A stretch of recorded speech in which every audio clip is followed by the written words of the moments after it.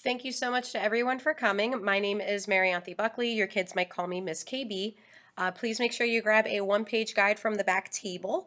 This PowerPoint is completely narrated and it is playing on a loop. You can stay for as long or as little as you want. If you need to speak with me one-on-one, I am outside of my classroom to address any questions or concerns that you might have. A little bit about me. I grew up in Landenberg, Pennsylvania, went to Avon Grove High School. Both of my degrees are from Wilmington University, and in my spare time, I enjoy cooking and running. I'm competing in my first triathlon on Sunday.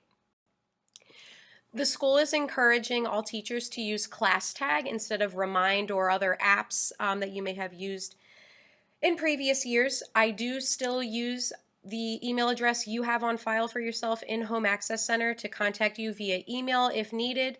To join ClassTag, on the back of the one-page guides are QR codes to scan if you haven't already joined, or if the information I have for you for ClassTag is incorrect.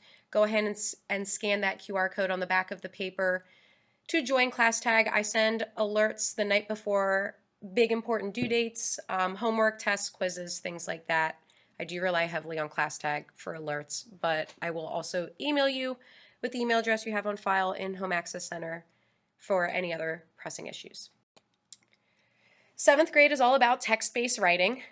We align all of our lessons with the Common Core state standards, and we use the Holt McDougall anthology, which is underneath the desk that you're sitting in. I have the entire textbook as well as classwork and homework online, so students can access it whenever they want if they are leaving for an extended period of time for vacation, or if you really just want to get ahead of the game and work on some extra classwork. Everything is on our class website. This is the order of which we're going through units in 7th grade ELA. We'll start with units 1 through 3, jump to unit 7, which does relate a little bit with unit 2. A lot of parents are concerned with jumping the units like that, but I promise you all the skills that they learn are going in the correct order. Then we bump down to unit 4. Unit 8, we broke up into 2 different sections because unit 8 is huge. We end the year during Smarter Balance testing with appreciating poetry, myths, legends, and folktales. And again, 7th grade is all about text-based writing. So your students have been learning for the past week something called Claim Cite Clarify, which is a way of responding to short answer questions using text evidence.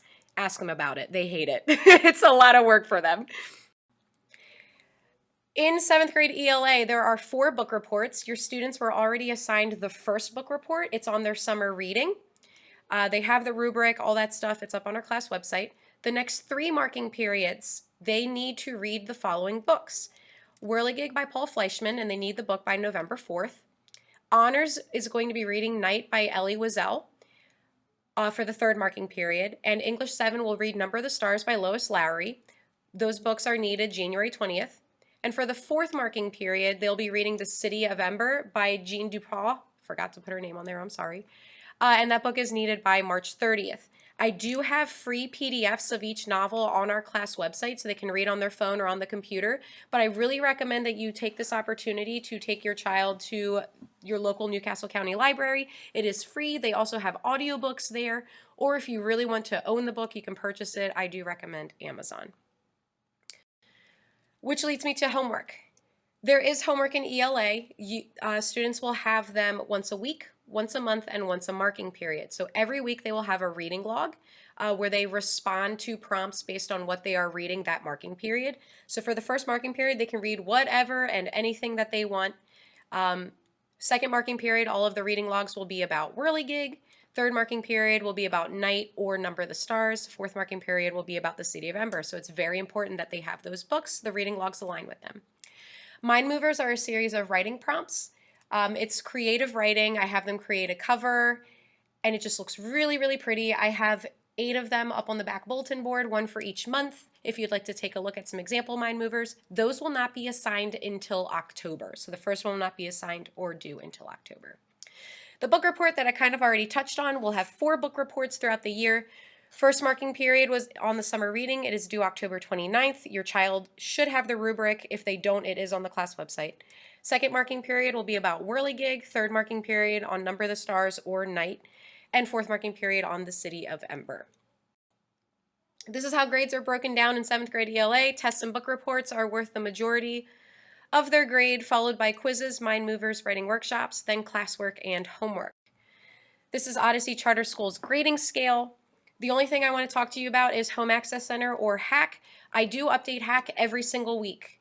Every week it is updated by 8 o'clock on Sunday night. I encourage you to make that part of your child's nightly routine, especially because in 7th grade, a lot of parents say, I'm making my child be in charge of their grade. If they're not turning in something, it's on them. That's wonderful, and I encourage them to be autonomous. If you could encourage them at home to check HAC every Sunday by 8 p.m., maybe you can look over their shoulder and make sure that they're checking HAC to see if they're missing anything. That would be phenomenal. Because on HAC, a lot of people notice that they have either half credit or 0 if they didn't turn in something. I do accept late work. You lose 10% of the assignment's total points. By the 4th day that it's late, it is worth half credit. And I accept assignments for half credit throughout the entire marking period. I'm not a big fan of 0s in the grade book. You should always have a chance to at least get partial credit, but I also want to hold them accountable and turn things in on time. In my classroom specifically, we focus a lot on respect and responsibility. 7th grade is a huge transition year. I'm not looking for robots to just sit in the classroom, listen to what I say, and yes ma'am, no ma'am. Absolutely no, I don't want that. We are a respectful and responsible environment. I'm looking for them to try to develop some maturity as they move through 7th grade. If there's ever an instance where there isn't any respect or responsibility being shown in class, the first thing that they'll do is get a verbal warning. Second thing is take 3, where they're asked to fill out a reflection paper on what they did wrong. I scan it in, I email it to you. I say, hey, just want to let you know that this happened in class today. If you have any questions or concerns, let me know. And by the 3rd time I have to say something to them, it is a referral. I call home and let you know of the situation, and a student advisor follows up with next steps. Some important dates for you as we move through the first marking period. Report cards will come home November 6th, January 27th, April 1st. That is a wonderful date to send home report cards. I didn't notice that. And then the week of June 22nd, report cards will also be sent home. I have interim dates up there as well for you. Picture Day is October 1st and 2nd. I don't know when 7th grade is going. I just put October 1st and 2nd on your radar if you need to get haircuts or anything like that. Parent-teacher conference dates are November 7th and 8th, as well as March 12th and 13th. If a teacher needs to request a conference with you, they will do so either through class tag, email, or a phone call. And please always refer to Odyssey Charter School's calendar on the school website for any important dates as far as sports or school events.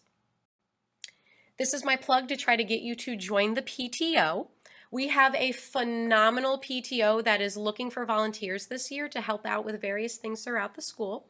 If you can dedicate any time to it, that would be very much appreciated. Please see your child's homeroom teacher for a PTO sign-up slip. It should have gone home with them. If it didn't, probably lost in the sauce, that's fine. We can get you another piece of paper to sign up to help with the PTO. And I wanted to thank you all very much for coming today. If you need to ever call the school, the main number is up on the board. Our associate dean is Mrs. Rodriguez. Our student advisor is Mr. Peatlock. Our school counselor is Mrs. Robinson, and our nurse is Mrs. Henning.